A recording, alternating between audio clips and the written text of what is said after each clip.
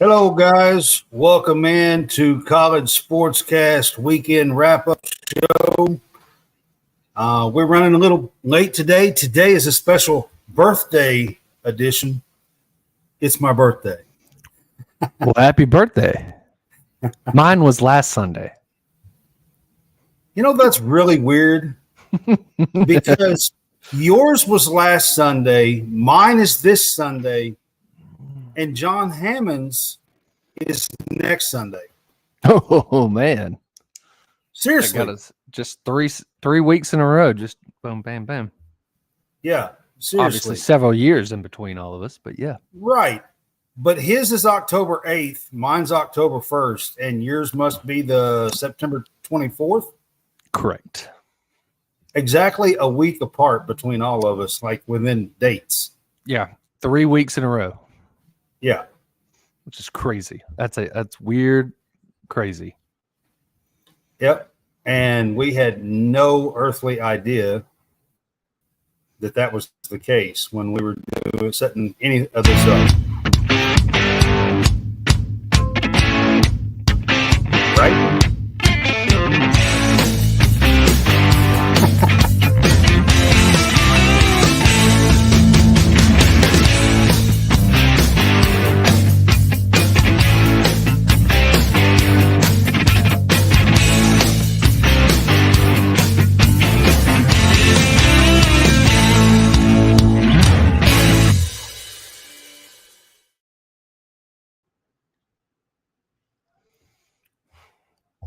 Right on cue.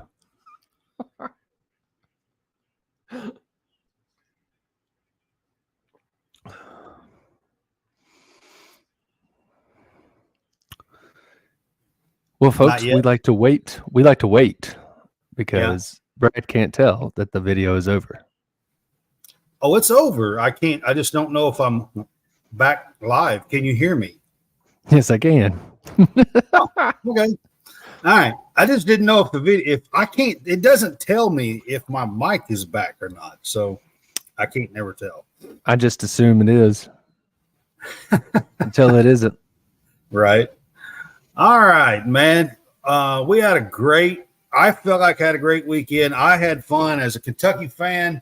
Beating Florida 3 times in a row is definitely a fun time. Especially the last 3 years, it's been right either before or on or after my birthday.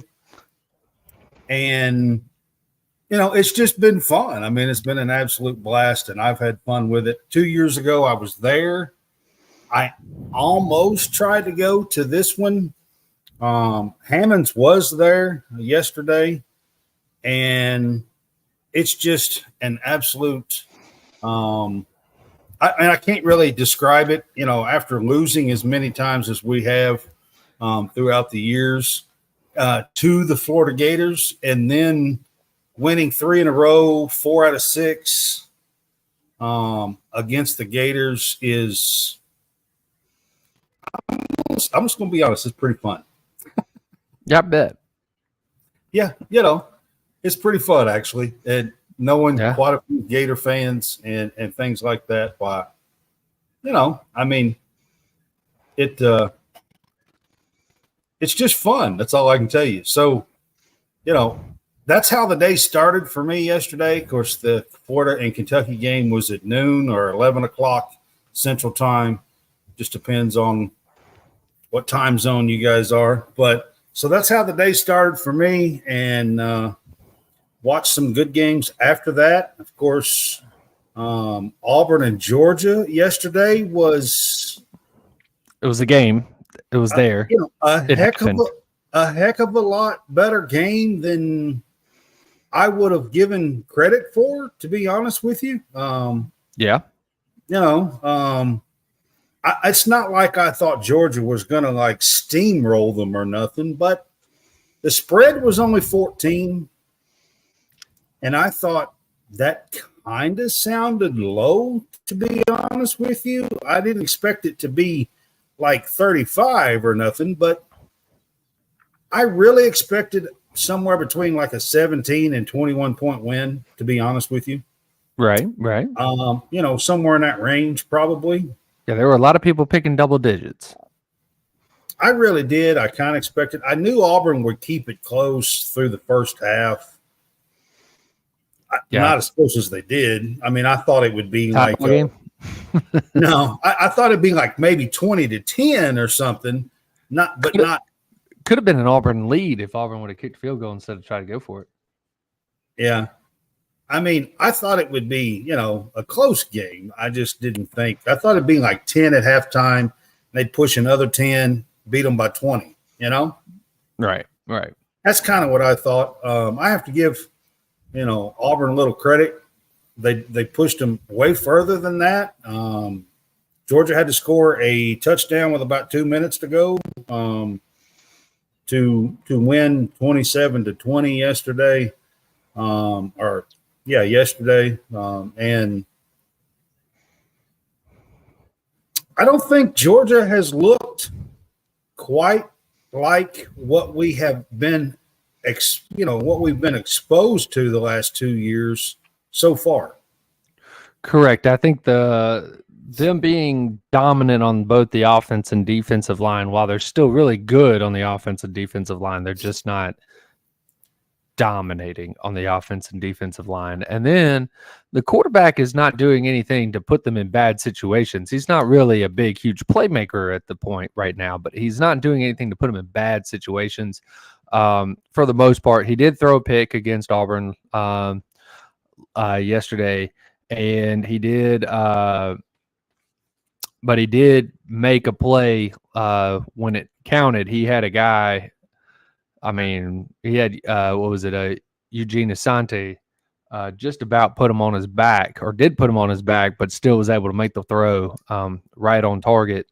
And that avoided, I think, a 3rd and long situation. So he's done everything that they've needed him to do. But, I mean, whatever you may think of the previous quarterback, he still was very dynamic, even with his legs. And, I mean, Carson Beck still ran the ball, too, and had a pretty decent amount of yards there. But what is really weird is that the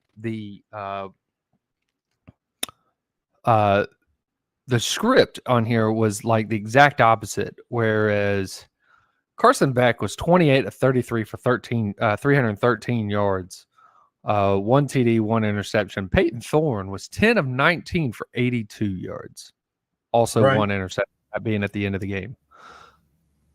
But Georgia as a team rushed for 107 yards. Auburn as a team rushed for 219.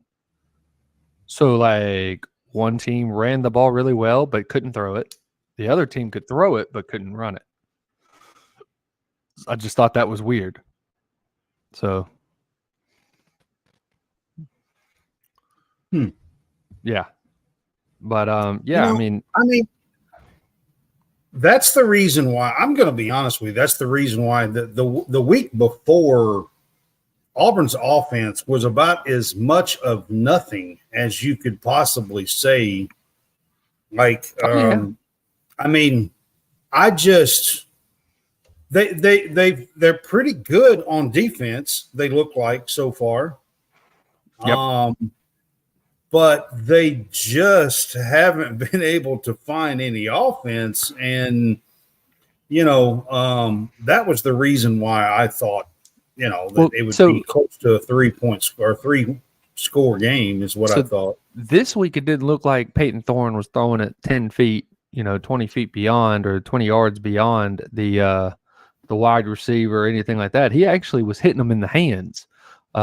Most of the incompletions that happened were actually drops and not just wildly incompleted passes, wildly thrown passes that were, 20 yards over the head, first row of the sideline over there. But it was just because last week, that's what it looked like. It looked like Peyton Thorne was all over the place.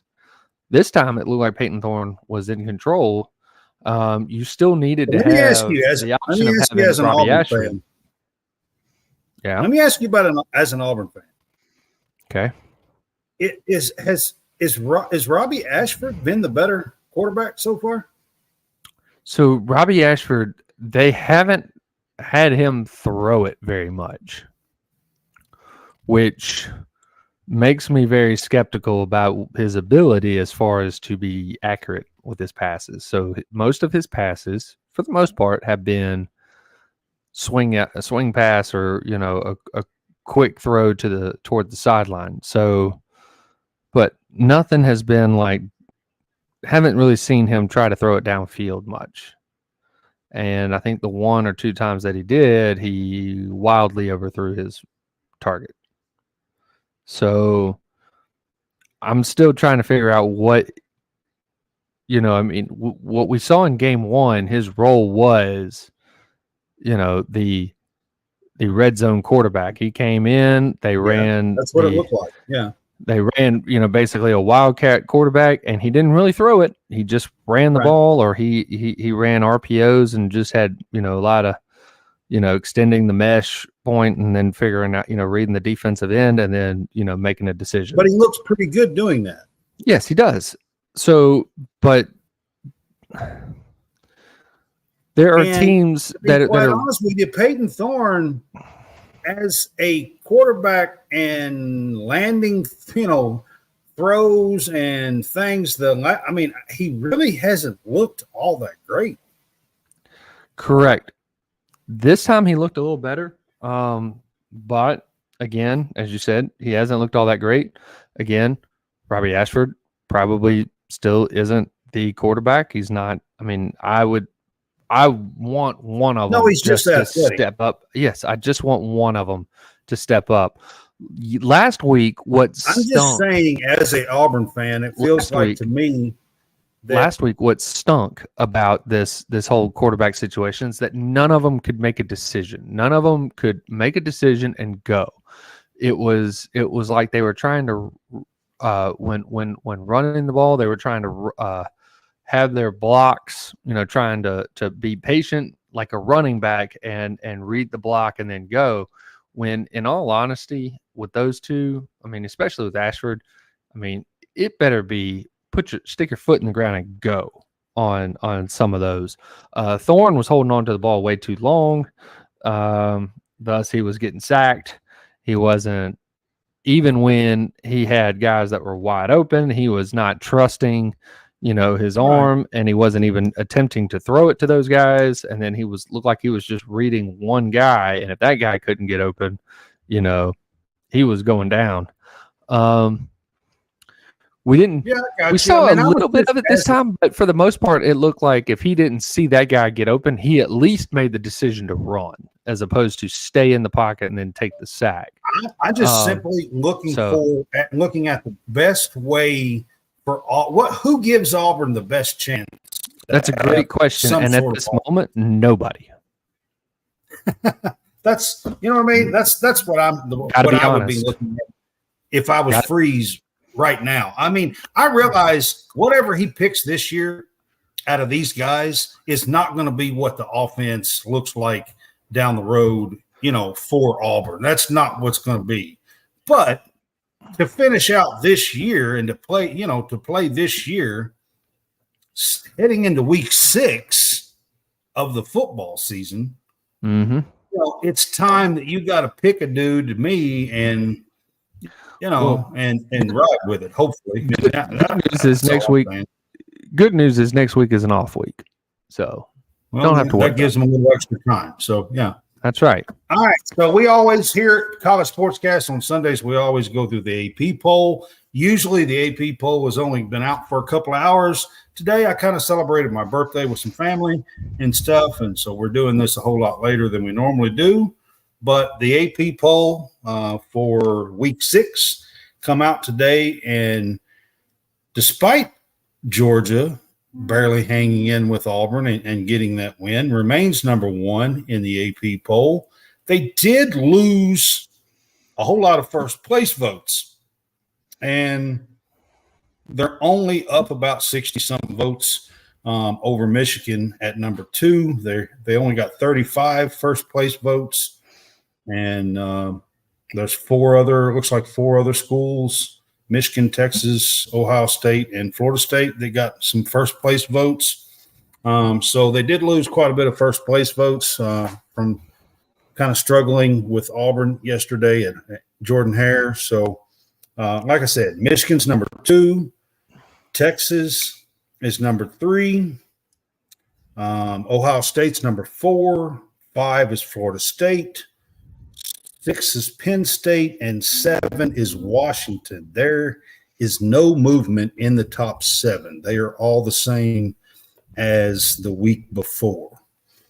Then number 8, we have Oregon. That's up 1 spot. USC fell 1 spot after yesterday, and we will get to more on the USC situation. They were up big on Colorado at halftime and did not play well in the second half.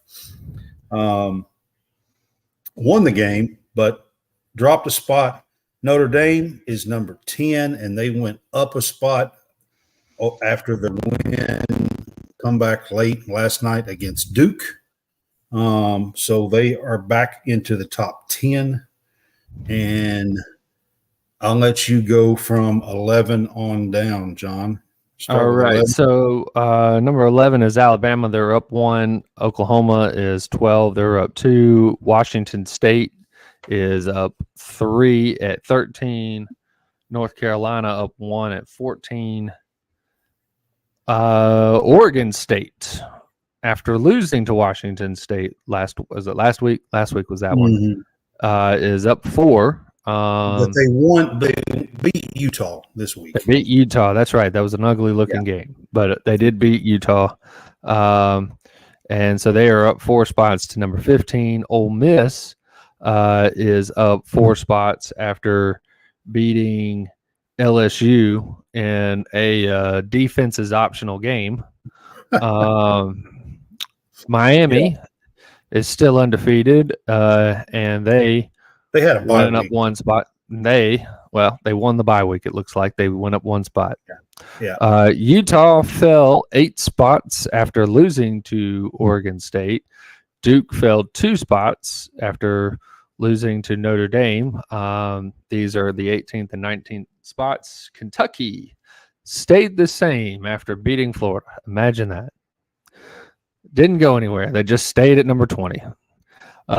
Missouri up 2 spots at 21. Tennessee down 1 spot despite winning the game. Is number 22. LSU dropped 10 spots after losing their second game at 23. Fresno State is 24, and Louisville is 25. So Florida dropped out after Kentucky beat them.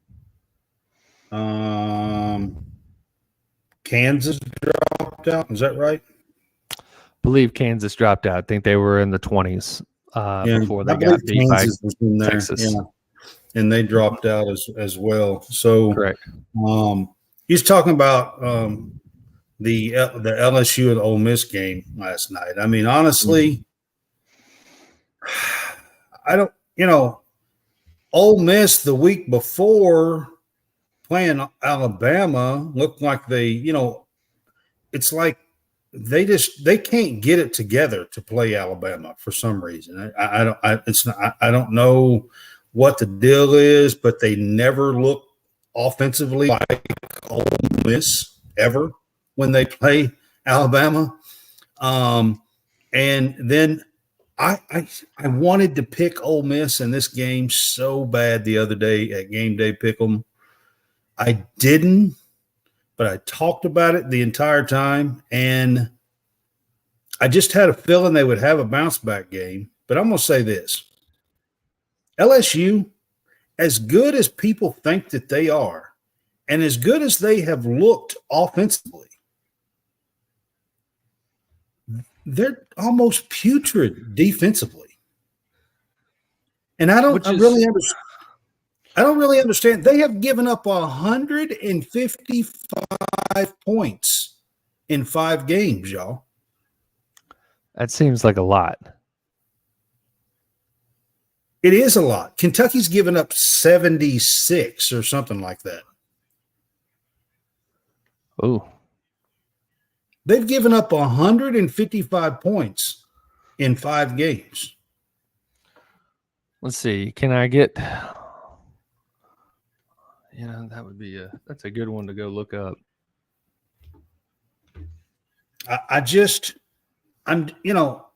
Ole Miss, both of them. I mean, it's just like who was going to have the ball last with enough time is really what that game was. Yep. Yeah, and Ole Miss pulls it out, wins 55-49. I will say this, so I looked it up. Ole Miss received a $100,000 fine. Yes. For storming the field today after that win.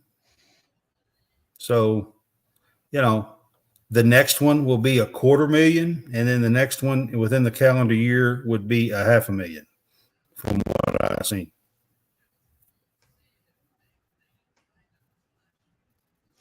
Yeah, that is exactly how the fines work here. 100,000 on the first offense, and it goes up from there. So that's SEC fines. That's yes, SEC fines, and it goes into the SEC fund. It goes into a fund that helps academically for SEC. I can't remember exactly how that works, but it's usually when you pass go, you'll receive $200. But if you land on the treasury thing, you get the whole thing.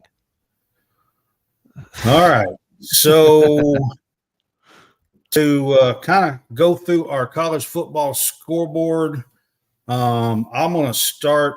The weekend actually started on Thursday. This past weekend, we had Western Kentucky beating MTSU, Middle Tennessee State, 31-10. Tulsa beat Temple 48-26. And Jacksonville State beat Sam Houston 35-28 in an OT. That was on Thursday the 28th. Friday the 29th, Louisville beat NC State at NC State 13-10 and is now 5-0. And you noticed in the AP poll, they have showed up at number 25 this week. Utah loses a game that was kind of an ugly game, 21-7 to Oregon State. And it was at Oregon State. Both were ranked. But here's what I want to say about this game. Cam Rising is still not playing. And we are now, that was week 5 of the season.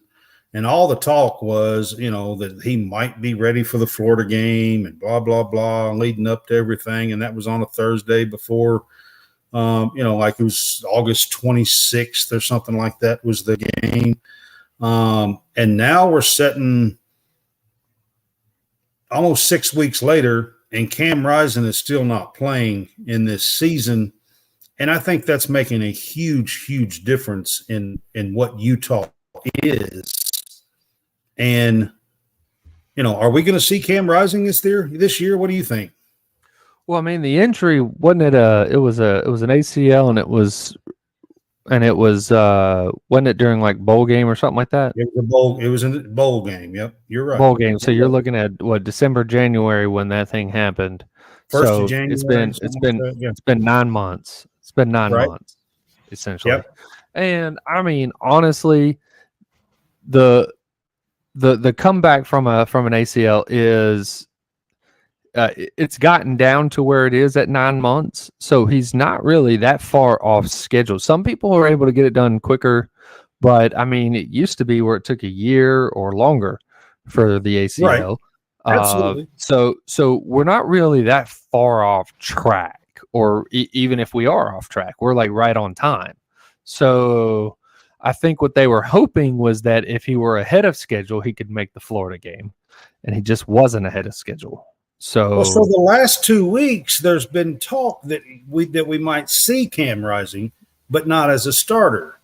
But the games haven't played that way, and they're not going to put him in. They're not going to put him in if it's close, unless they feel like he is healthy enough to be able to perform. So I just think it kind of sucks. Utah is the 2-time defending Pac-12 champs, and they have a really good team, especially with they have been missing one of their better tight ends as well. Right. I'm not sure if he's back now or not, but they've been missing when they played Florida. They were down like 5 or 6 starters, normal starters. In that game, that were still out because of injuries. So I don't really think, people, I've been hearing some people complaining about Utah and saying they're not as good as what we thought they were and things like that. And I just don't think we are seeing the Utah team just yet that we thought we might see. And year. I think that's very true with, like, say, teams like Georgia, because they've been missing players up until this past week. Until this week, they were missing Ladd McConkey for the first 4 weeks. I think they were missing one of their defensive tackles. They were missing a few other players as well. So I'm sure they'll all be back next week. Well, most of them were back this week for Auburn. So they just hadn't. I get it, but they were, your joke lands a lot better when it worked against my team, because it actually happened to my team, not yours. Yours will be game 2 when they can have actually a little rhythm. When they can actually have a little rhythm, they need a tune-up. I'm sorry. Tune-up game was mine, and then next week that's when they're going to come and get you. Yeah, they'll all come together. Yeah, that's right. It'll all come together, and they will be able to stop the run. They'll be able to stop the run next week, and they'll look like world beaters. Put up 60 points. Yeah. Right. They look like they can put up 60 points and give up 0 at that time, and they'll be able to stop the run, because right now they haven't been able to stop the run. They stopped. I know, and that's Auburn, a little bit encouraging, actually. Which, because that's exactly what you guys do. You guys can run it, and encouraging. And I'm afraid, I right now, guys, I'm like, I'm afraid to say this. You run the ball better. You run the ball really well, and you throw it better than Auburn did. So you should, in theory, be able to. In theory, yes. Put up good numbers. So I'm not there yet, guys. So don't say that I am. All right. Auburn was able to force a couple of fumbles and get an interception, which allowed which was allowed them to get 14 of their 20 points. Happened off of turnovers. So I think, because otherwise Auburn didn't do jack squat. Again, 2 field goals. If you don't count the 2 turnovers that they scored, 14 off of. Yeah, I got you. So.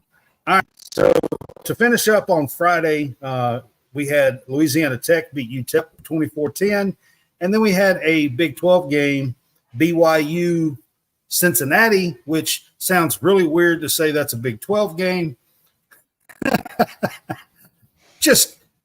I'm just not there yet, guys. It's really weird to say that's a Big 12 game, but BYU beat Cincinnati 35-27. And I think BYU has been better than what a lot of people thought. I also think Cincinnati has been better than what a lot of people thought. So that was on Friday. I'm going to get to a few games here on Saturday, and then I'll kind of let you run through some of the rest of them. But so first game on my list here says Penn State 41, Northwestern 13.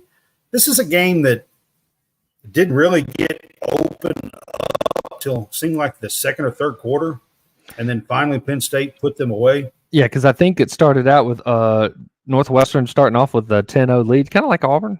Yeah. Right. Yeah. Except for it was a really weird looking game for the first quarter and a half. Something like that. Yeah. And then Penn State put them away, beat them 41-13. USC beats Colorado 48-41. This was a game that was like tale of two halves. 37-14 or something in the first half. Something like that. Something like that. It was a lot to a little in the first half. Yes. And then it was basically the opposite in the second half. And Colorado, basically beat the crap out of them in the second half and wound up being a 7-point game. It was a 21.5-point spread, and I'm proud to say that I actually picked Colorado because I don't trust USC's defense. But here we go. I honestly, I am not on board with calling USC a title contender with that kind of defense. I'm just no. They look flashy. They can outscore teams, but the question is how many points will they give up?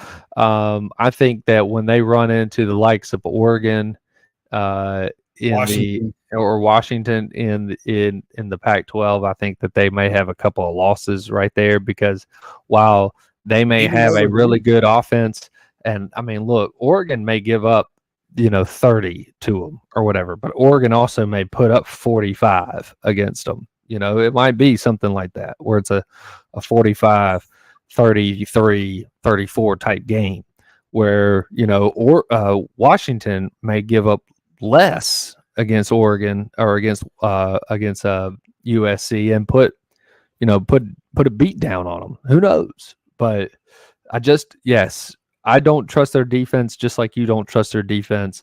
There really hasn't ever been many, if any, Lincoln Riley coached teams where defense was a priority.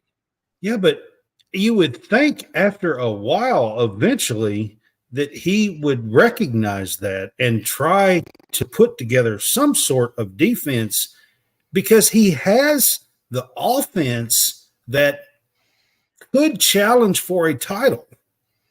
He just cannot get together any kind of defense. And because of that, I mean, like I said, I'm just not on board with calling USC a title contender. I don't even think that they are going to win the Pac-12. No, I don't think they'll win the Pac-12 either. Like I said, I threw out two teams that I think that could knock them off their perch. And if Cam Rising comes back, Utah may have a shot too. So Utah would have a shot if they have a healthy Cam Rising because they got the defense to stop them. And Cam Rising, a Cam Rising led offense could score points. So they've lost a game out there now. So that he needs to come back and start performing now if Utah's going to have that shot. But I'm just saying. So Kentucky beat Florida 33-14. Like I said, that was a beautiful game for me. Georgia beat Auburn 27-20. This is the top 25. Michigan beat Nebraska 45-7. Kansas pulled away in the second half. Texas pulled away in the second half and beat Kansas 40-14. So they did something that they were supposed to do. They beat Kansas, which is something that they haven't really been able to do in quite some time, where they've last 5, 6, 8 a good Texas team still always lost to Kansas. It was that I will say this, and I don't loss. know exactly why. I didn't see why, but Jalen Daniels did not play in this game. Did not play. I think it was played with Bean. I think it was he had like a stiff back or something. I think it was a back. They played with Bean, who has been a good backup to Daniels because he's come in and won some games for him. He's a good backup. I'm not saying he's not. He is. Mm-hmm. But I think not having Jalen Daniels is correct. It would have, you know what I mean? Probably would have been a much closer game had they had him, but they didn't. But yes. Right. Missouri beat Vandy 38-21. We had the Ole Miss LSU game that was a top 20 ranked game, 55-49 late last night. Mm-hmm. Oregon beat Stanford 42-6. I'm going to be honest with you. Oregon So that was 42 straight points because Stanford went up 6-0. Yeah, and then didn't score yet. Right, but Oregon looks like the real deal out there.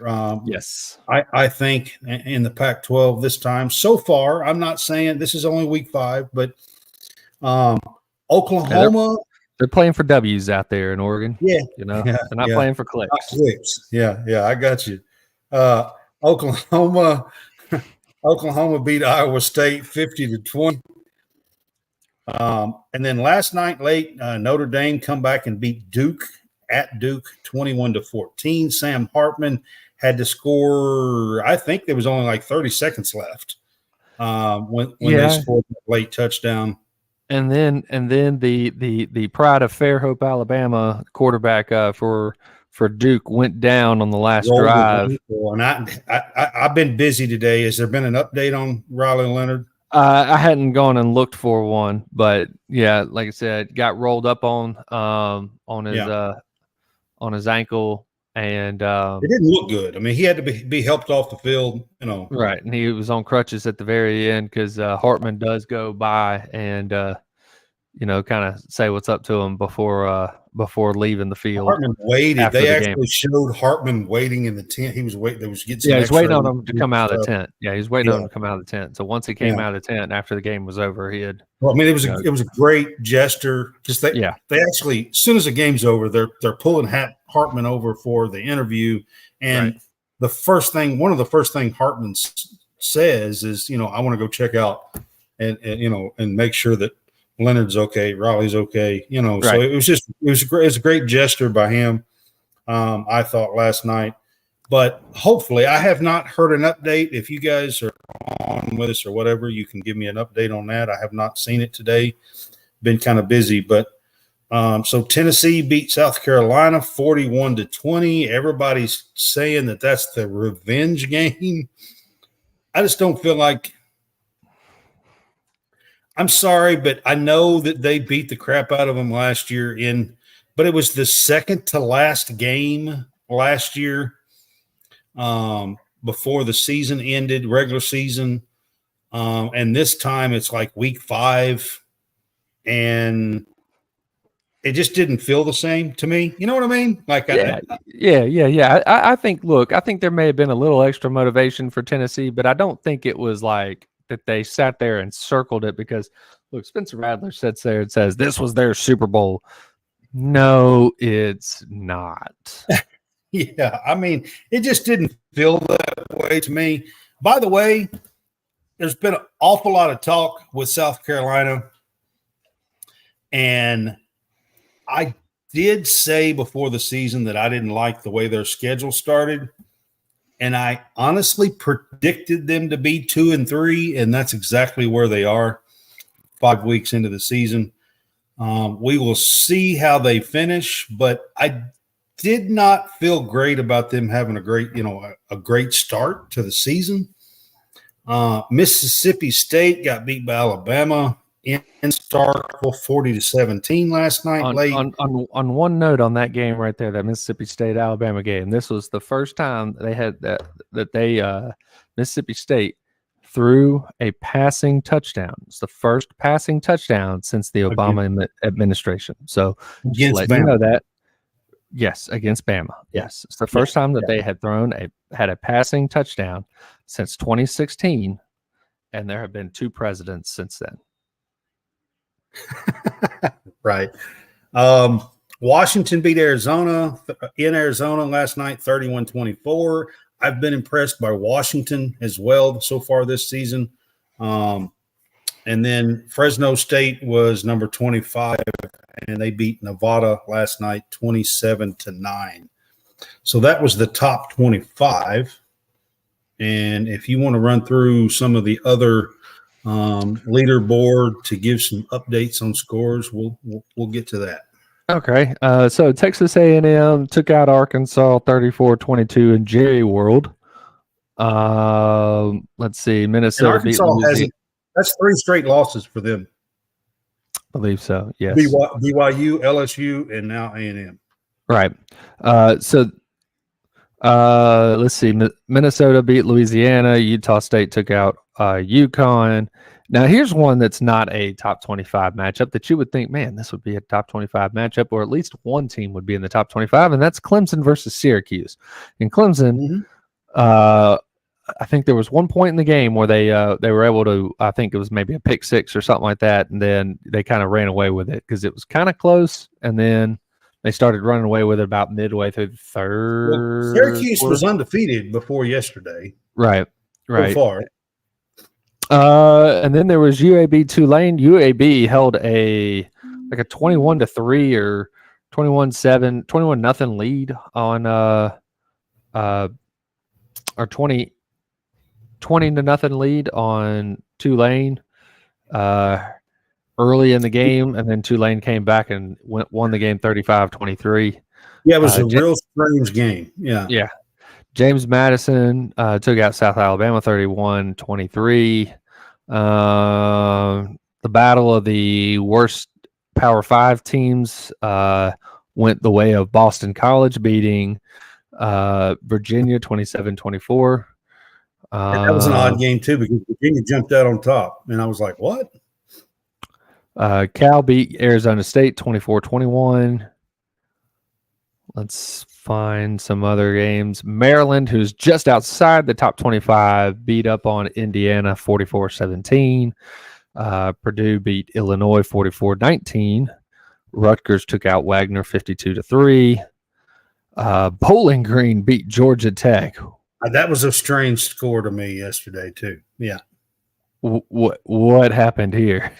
I really don't know.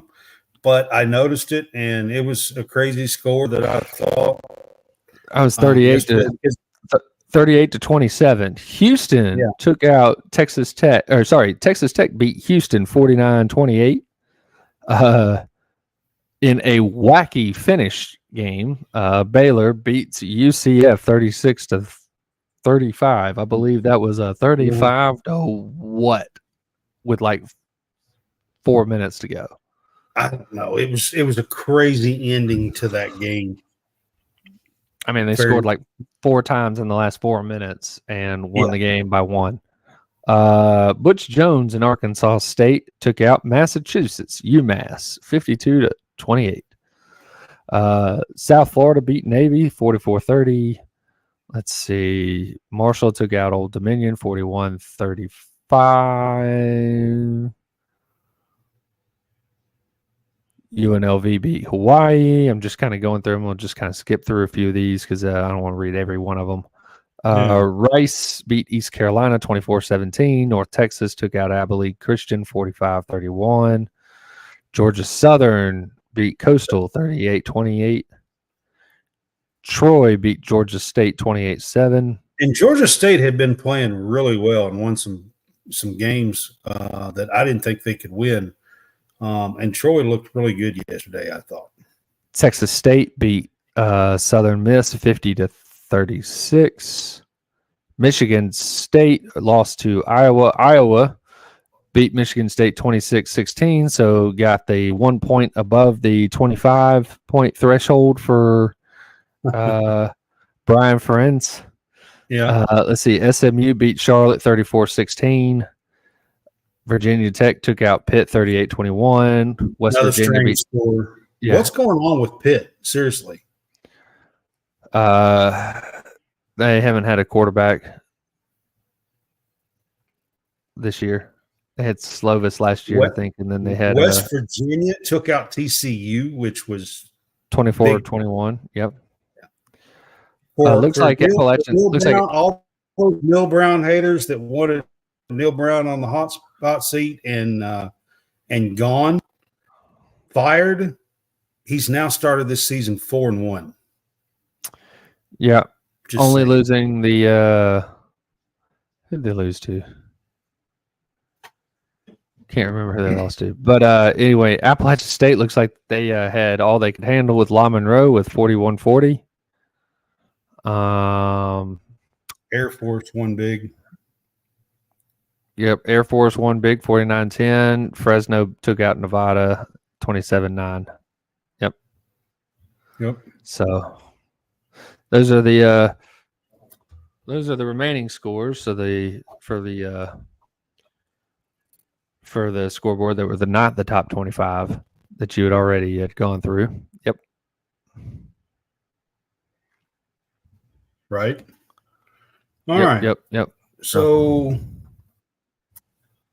biggest surprise so far. What's your biggest surprise? We're sitting at the very first. It's October 1st.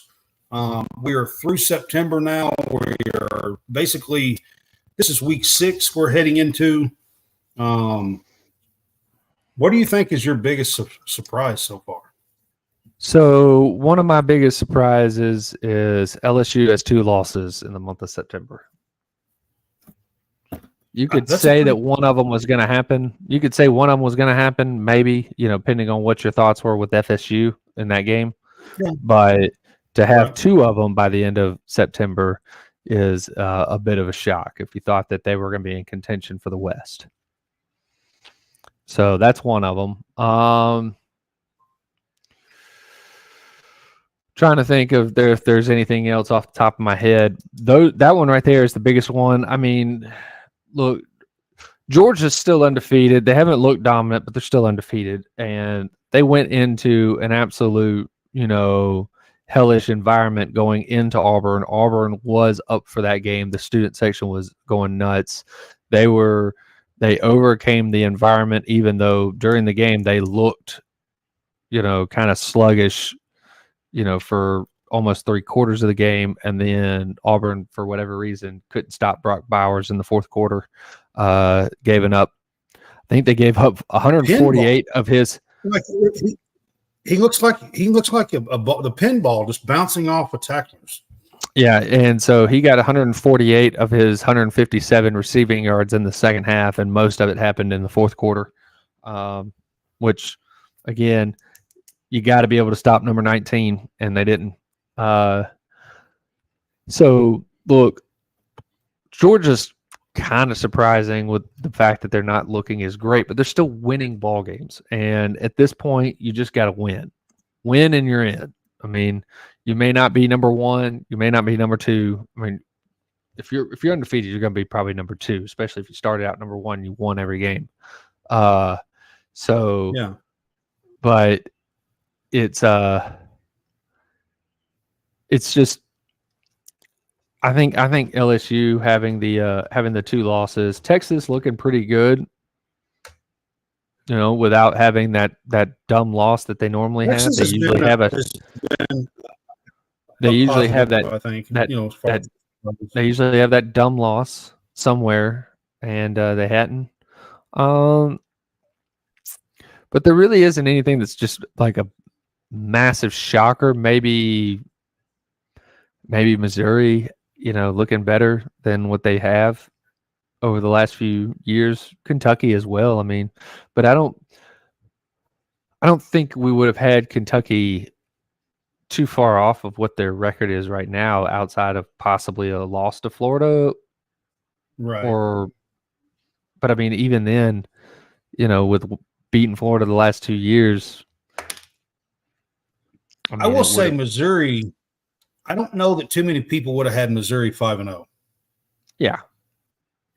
So, but I mean, that's kind of what I've got. What do you have right here? What are your biggest surprises? Well, I mean, I think Washington has looked and answered the bell from last year, and I think a lot of people didn't expect that. They kind of had Washington a little further down in the pecking order preseason wise. And I think Washington has pretty much answered the bell so far.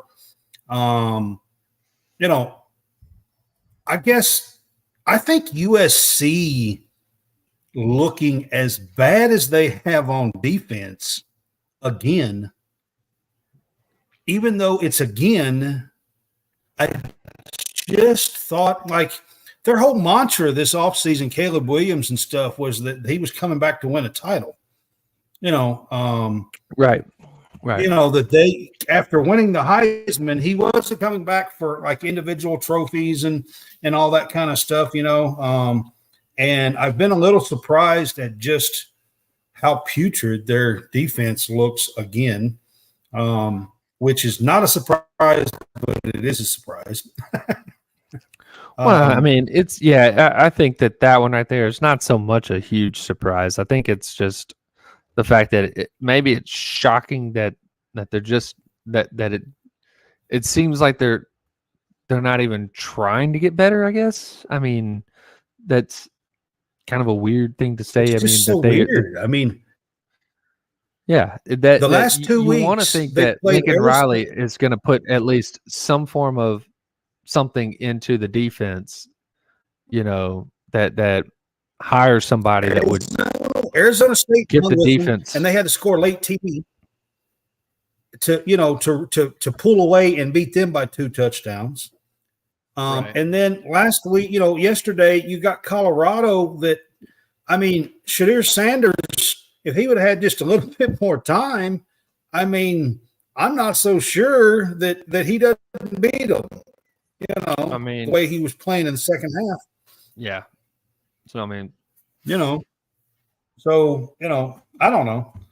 I guess those are my two. I'm really not surprised about Georgia and Alabama as much. Right. Coming into the season, they both were replacing quarterbacks and a lot of other people. But, when you are replacing quarterbacks and, supposed to be the top of the food chain, there's going to be some ups and downs and some growing pains. Right. And so I'm not really as surprised over that. But, all right, so a look ahead to week 6. Kind of run through this real quick with you guys. I've got Kansas State at Oklahoma State. Oh, hold on just a second. So week 6 is when we first get our Wednesday college football. So we will have, I think we have a massive stretch starting last week or whatever, going through mid-November or something like that, where we only have like maybe a handful of days where we don't have football, any sort of football, whether it's college or professional. So obviously Tuesday will be the first day that we don't have it, and there may be 1 or 2 other Tuesdays or something like that where we just don't have football. Otherwise, you're going to start seeing Maction and a few others that are on Wednesday night. So we will start seeing some Wednesday night football. And this Wednesday, you got games on Wednesday night. You got MTSU, FIU, and New Mexico State. And Thursday night, you got 2 games. You got Sam Houston versus Liberty and Western Kentucky La Tech. Friday night is that Kansas State Oklahoma State game. And then Saturday. Now that might be a surprise right there. Oklahoma State and some of the games that they have played, because they are bad. I agree with that. That's a surprise too. Like that they just kind of the big fell off games the of the wagon. weekend.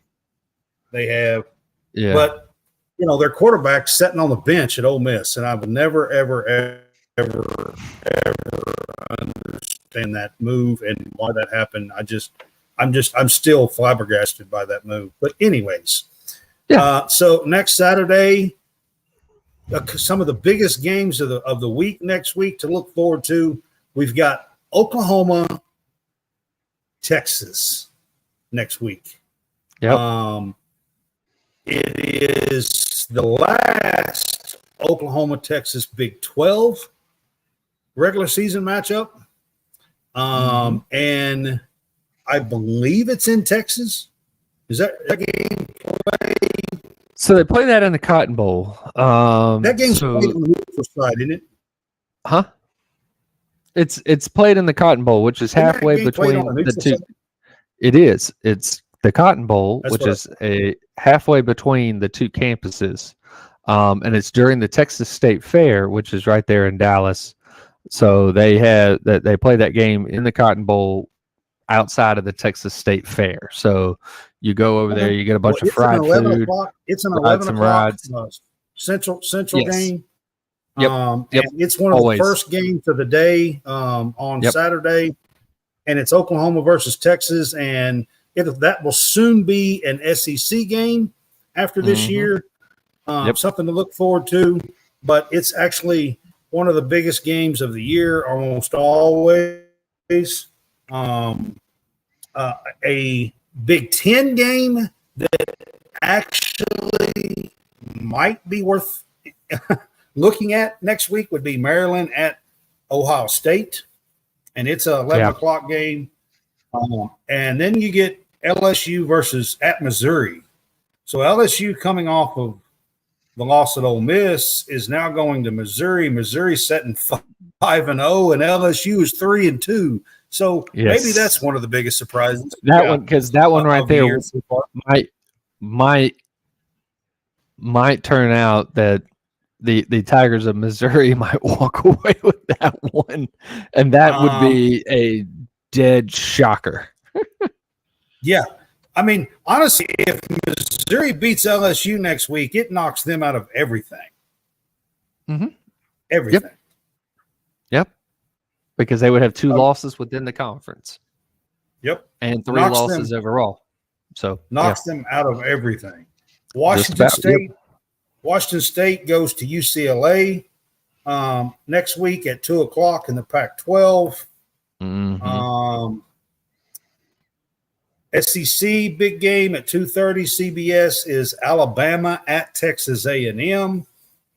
This is a game. There are 3 games in the SEC. This game, the Missouri and LSU game, and the Kentucky-Georgia game that I think is going to be big telltale signs on where the pecking order is going to be for the SEC East and West.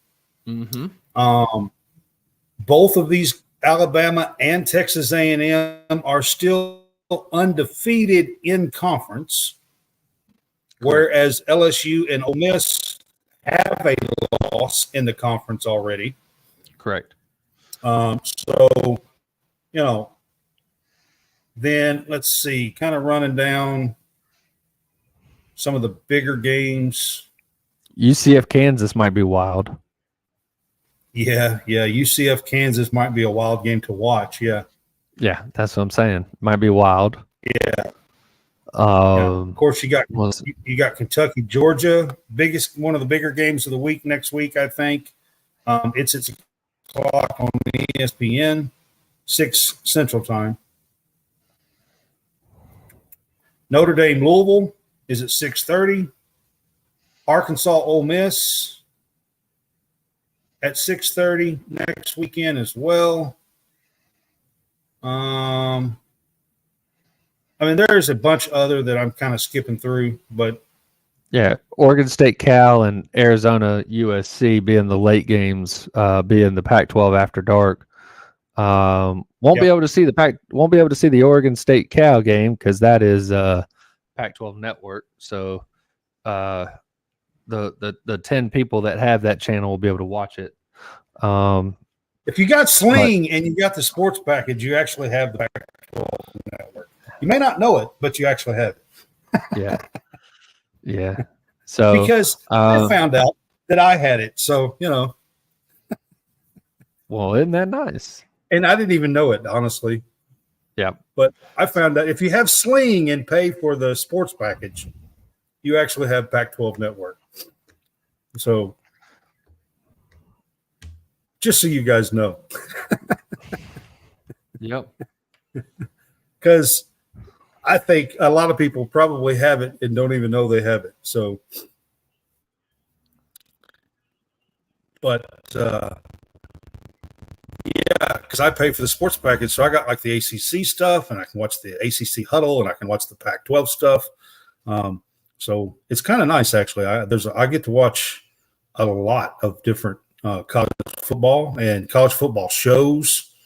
And kind of get update and catch things on all about, the different conferences and teams and stuff like that. So next week, of course, we got the Kentucky-Georgia game. Everybody's going to be wanting to know what Brad thinks, probably here in the state of Kentucky anyway, that knows that I do this, what Kentucky-Georgia is going to be. I'm not even remotely close to thinking that Kentucky's going to win this game yet. So I'm just not there. So and probably won't get there. I mean, we're talking. So Georgia has won 22 straight games, y'all. They have won. They're 34-1 in the last 35 games. Their only loss was to Alabama in the SEC title game. in the SEC title game 2 years, which will now be 2 years ago. Yes. Yeah. That's their only loss Correct. in the last 2+ seasons, almost 2.5 seasons now. That's right. Yeah. Auburn pushed them. Heck, South Carolina pushed them. They were down 14-3 at halftime. That's against South Carolina. So they don't look unbeatable so far. But like John said, they're getting some players back, starting to get healthy. So we'll see what happens. But I am looking forward to the game. And usually I'm like, I'm not even sure I want to watch this game, especially the last couple of 2 or 3 years, Right. Georgia's just been, just a buzzsaw, really, and it's almost like you can't do anything. So, but I am looking forward to the game.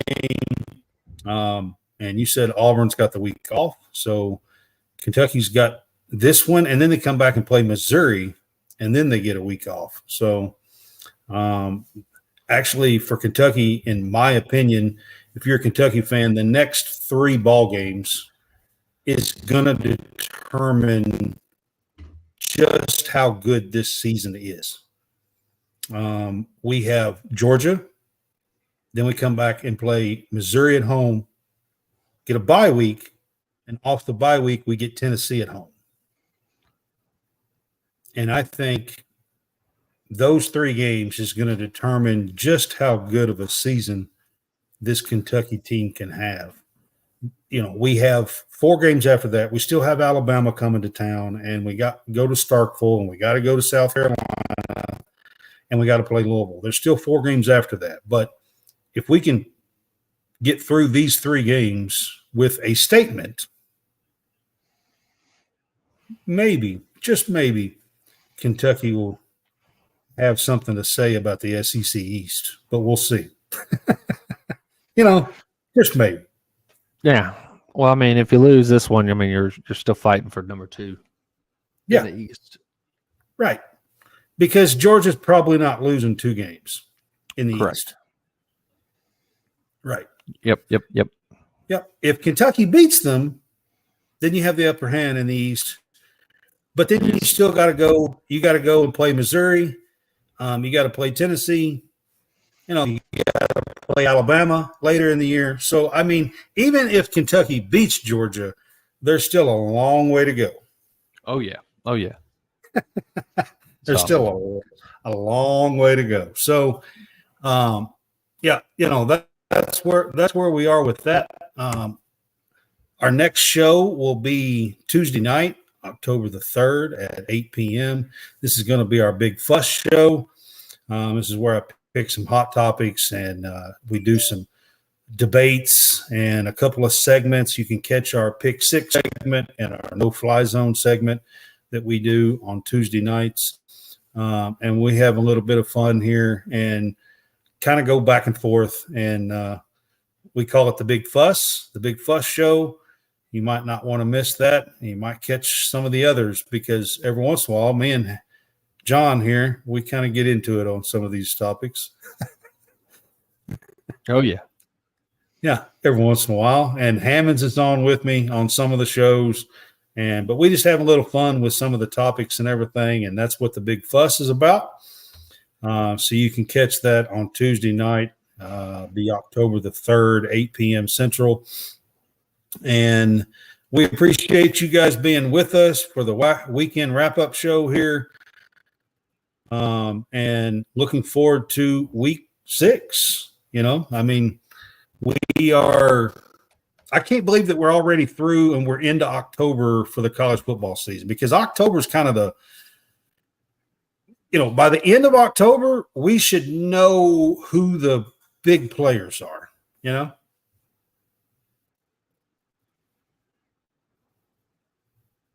Yep.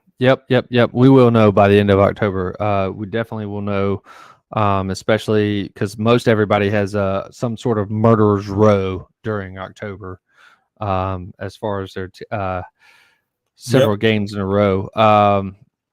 I know with Auburn, and while Auburn's not a contender but we by will any stretch of the means, but they are going up against, the end of September they had A&M with Georgia, and then going into October their off week. They start off with the off week, and then they've got at LSU, and then the 2 Mississippi schools at home.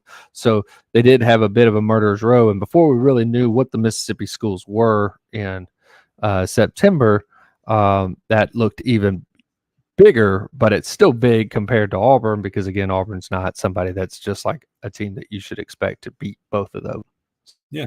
I'm not saying at the end of October we'll know who the 4 teams are going to be, but we should know. We have a good idea. We should know who the 10 or 12 teams and who the players are. You know what I mean? Oh yeah, you'll know who the contenders are. Everything will be separated right here. This is separation month right here. Yeah. So that's where we are. We're excited about being at this point in the season, and we will see you guys for week 6 on Tuesday night. We'll start it out with a big fuss show. So y'all have a good night.